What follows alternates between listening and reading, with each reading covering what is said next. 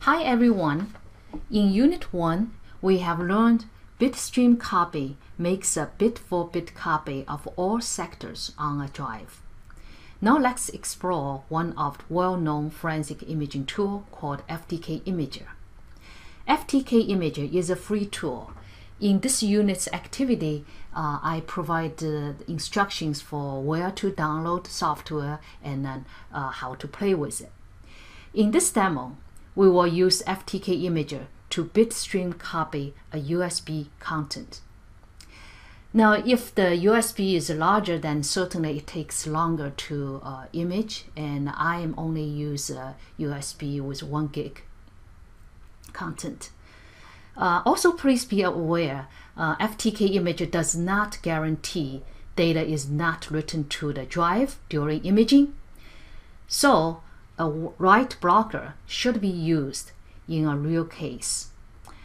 Assume you have a USB write blocker for this exercise. Okay, let's play now. We open up FTK Imager from my toolbox. Now here you will see FTK Imager may modify the drive you are imaging, so you have to use a write block. So we open File, Create Disk Image, because we are creating disk image. So we choose physical drive since USB is a physical drive. And then we select correct one. We want to image. Click Finish. Now here we need to describe what type of image we want to create and where should we put this FTK image. We use raw DD. In this case, we create a raw DD type, and since FTK image can also create other types like in case we will describe those later, but in this case we only use DD, create a DD raw image. Now we fill in information such as case name and evidence number and the description, examiner names. Those information eventually will be displayed in the summary file, in FTK image summary file. And here we describe where the image should be stored. We will put on desktop. You can choose any place you would like to. And then which image file name you want to call. We call it FTK Imager Demo. Okay. Now there's another option called Verify images after they are created. If this is checked, this by default is checked, FTK Imager will create MD5 and SHA-1 after the imaging is done, and it will verify the hashes match, then the imaging process is done. So for FTK Imager, the preserve part is automatically built into the tool. Now it is imaging, and you see the status bar is moving.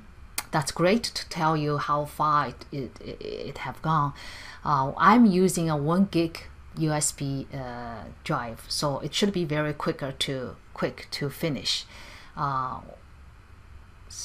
After it's done, MD5 hash and SHA-1 created. Now the bad sector list tells you whether it encountered any bad sector. If that's the case, then we will be in trouble because the hashes will not match. So all that information created, now the imaging is done because the original matches the image. In the summary file, it details all information about the USB you are acquiring and then the MD5 SHA-1 hash. So now we are done with imaging, and we look at our desktop. There are 2 files created. The name is kind of confusing. Both are called FTK Imager Demo, but actually one file is a text file. It's a summary, and the one file is the image itself. If you look at the timestamp, if you look at the description, you will see. So this is the text one. This is the text file. It is same as the summary. It created, so it gives you a summary of the imaging process. Now let's open the image we create. We can say add evidence item. FTK image not only can view, not only create image, it also can view it. So we choose image file because we create the image file. So we're browsing and to identify the image file from our desktop. Moving down, now you will see two files named as FTK image demo, but one is called 001 file, another one is called text document. So we open up the 001 file. That's the image. Say finish. So now FTK image allowed you to view the image you created. You cannot do many analysis functions here. Another tool called FTK will do it. But this FTK image at least lets you browsing through, and simply you can see the content, and by using the image you create, you can look into each of the folder. Whenever it has a plus, you can expand it. And those details, I will talk about that later.